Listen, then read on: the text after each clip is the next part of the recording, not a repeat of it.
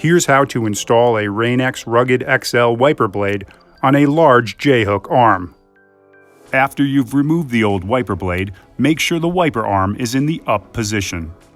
Locate the buttons on both sides of the adapter.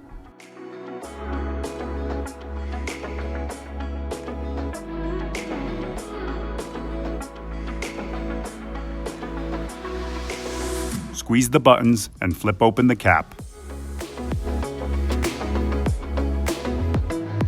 Next, insert the opening of the adapter into the hook part of the arm and slide the wiper blade up until it's snug.